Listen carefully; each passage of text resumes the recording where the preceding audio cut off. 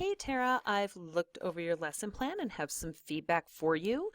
Um, so I'm just gonna be looking at the rubric and giving you some feedback on each section as we go, things that I like that I want you to continue, and places that I think, that I want to see you make a few changes, all right? So starting at the top with elements and presentation, this is perfect. It's not only complete, but it's thorough. I like to see that your prior content knowledge came not only from standards, but from lesson plan one. I like to see that your new content knowledge is not only aligns with your standards, but that you've chunked it down into these bulleted pieces, right? These are the things that we're looking at today, and that's exactly what I want there. So elements and presentation is perfect. Desired results. I was glad to see that you drilled down to two very specific evidence outcomes. You know that's my limit, and I hope you're starting to understand why. But these are two specific outcomes that are closely related to each other, and so I think tackling them in one lesson plan looks good. Your essential questions global is well done, and my criteria for that is to ask myself if people in the real world outside of academia and school talk about these things, and indeed they do. Your essential questions content area are well done, and my criteria for those is to see if one, they align with your evidence outcomes and your content, and then two, are they written in such a way that that your students could access them, and I believe that that both your questions fit those criteria. Okay. Your students will be able to is very well done. You pulled from the evidence outcome, you used the word by, and then you had the outcome piece here. Okay. I want to push you a little further in this to think about, you're thinking about these like a formula. Okay. So key concepts of tone versus mood pulled straight from evidence outcomes. Good. The word by pulled straight from what I told you to do. Good. Now, here I want you to do observable outcome. So like this one is well done, discussing with class. Okay, it's some kind of communication that the students can do that I can look at or hear and go, okay, sounds like you're getting it. So it's got to be some kind of observable outcome. To refine the key concepts of tone versus mood by analyzing excerpts from the text that support the construct of tone, that's more of a students will understand. This one would work if you said to refine the key concepts of tone versus mood by completing a worksheet, having a group discussion, writing a paragraph, something like that, something really observable. Because these are the ones that you're going to put up on the board so that when the kids walk in, they look at it and they go, okay, I know what my teacher expects me to do today. And now, okay, whether they're going to choose to do that or not, that's a different ball game, and we'll talk about that, engagement and stuff like that. But it's really clear to the kids what you expect them to be doing for the day. Okay, so so I like these. I think they're well done. Let's just make them really observable. Okay, in your students will understand. These students will understand are aligned well, but I want you to take these down a notch. Students will understand do not have to be observable outcome. They're abstract. They're happened in your head. And so they don't need the by clause. They do need to be aligned, which you've got. But also, your students will understand are pieces that oftentimes you'll be sharing with your students. I don't want you to dumb these down, but I want you to meet your students where you're at. You're writing this for 8th graders. How an author's credentials work to substantiate their work, especially in nonfiction. That's just not going to speak to an 8th grader. I mean, gosh, those kids are what, 13, 14 years old? How can you re-say that without dumbing it down? Because, by the way, I think that kids can totally do that. You just turn them off with your words, credentials, substantiate, things like that.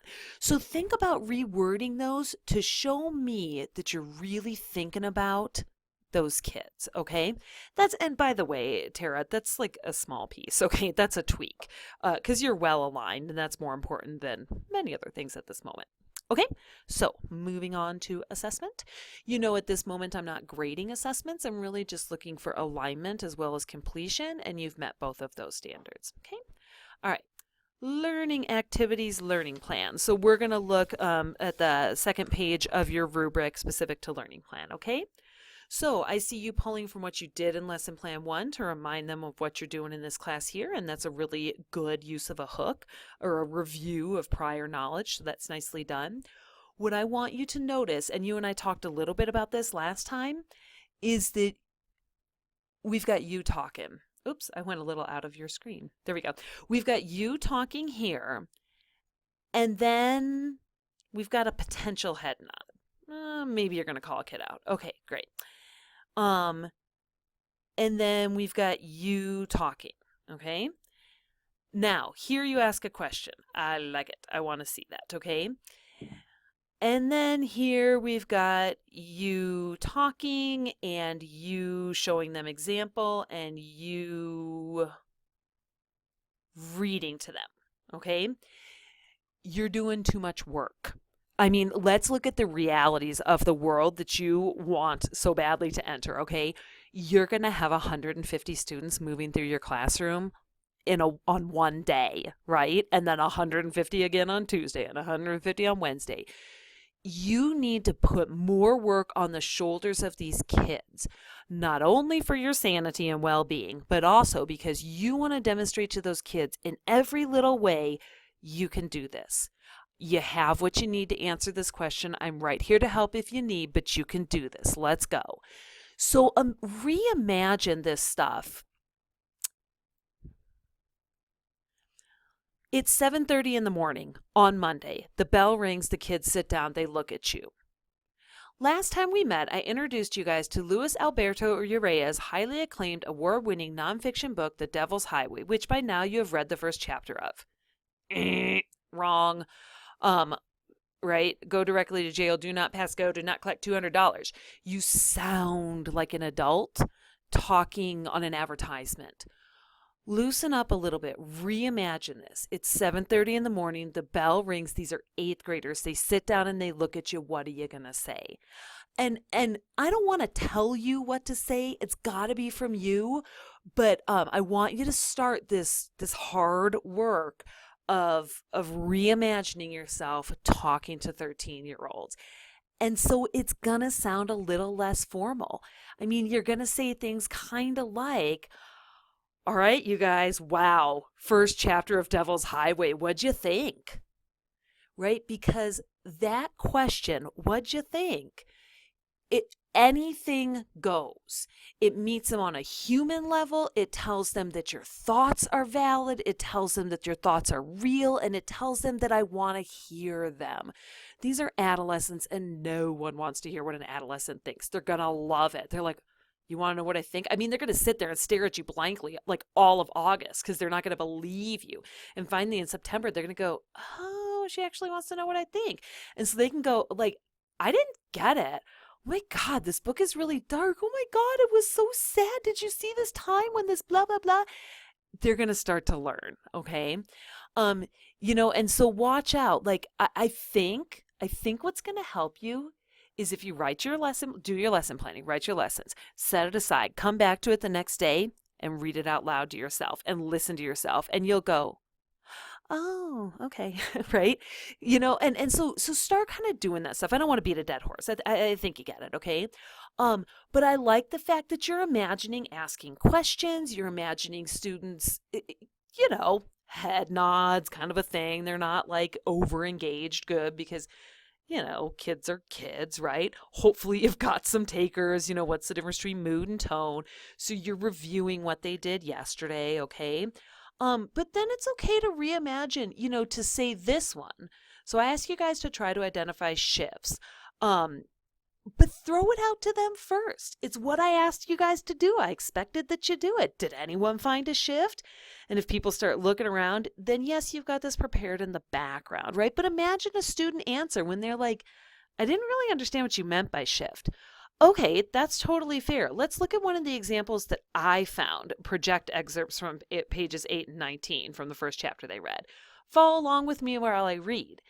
And now, I love that you did this, that you asked them, what words do you use to describe tone? Possible answers. Okay, good. Why? Possible answers. But do you know what you lost right here? You lost shift. And I don't know this book like you know this book, okay? You asked them to identify tone. angry, hostile, bitter. You asked them about keywords. Bemoan, start to complain, sound familiar.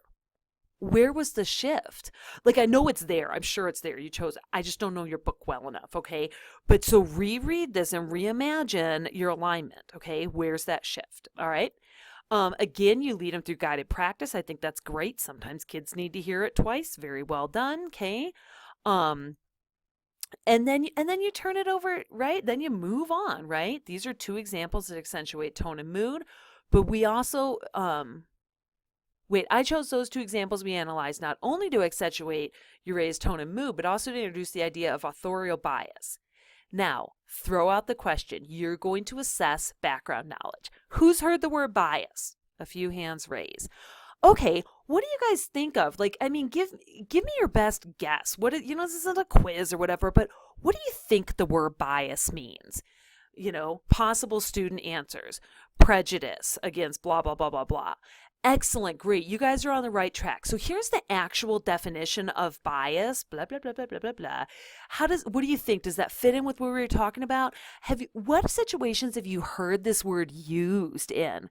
Because you and I both know they've heard it used in regards to race. Now, do they have the guts to say it to you? Maybe, maybe not. So you're going to say, look, this book is about like a really hot issue. It's immigration, it's racism, things like that. Can you see why we're talking about bias? Now, what's really interesting is sometimes you read books and you expect people not to have a bias, like it's non-biased reporting. But this one totally does. Okay, are you seeing how, and my God, Tara, I'll quit yakking at you in a sec. My God, I'm at 11:48. I've been doing this for 10 years. I don't expect you to be doing the things I'm doing. What I expect is for you to reimagine. I expect for you to try some of these things out and kind of, I don't know, loosen up a little bit. Feels like the right thing to say to you. Have in your mind, have a conversation with a bunch of kids who are there. They're engaged. They're leaning forward and talking to you, but they're kids. They need you to guide them through. They're used to picking up a book and reading it. The end. And you're like, okay, but I want you to pick up the book and I want you to read this one a little slower. I want you to be noticing this. I want you to be noticing that. I want you to be thinking about, my gosh, who wrote this? This is like sad. Why would someone write such a sad book? Oh, because he totally experienced this, and maybe sometimes this stuff really is sad. Things like that, okay? So as far as the rubric goes, honestly, you're doing really well. You've got an engaging opening. Your objectives were made really clear. You modeled for them, finding the shifts in tone. You've got a beautiful piece of co-text or nonfiction text that you're using with this that aligns very well. You're moving them through moments of asking questions, having some back and forth, to get ready for their independent practice and their small group work. There's a lot of things you're doing really well here. And I'm just going to keep nudging you in some directions so that we can make your learning really nice and deep. Okay? Oh my God, I yacked for another minute. So sorry. Okay, see you Tuesday. Bye.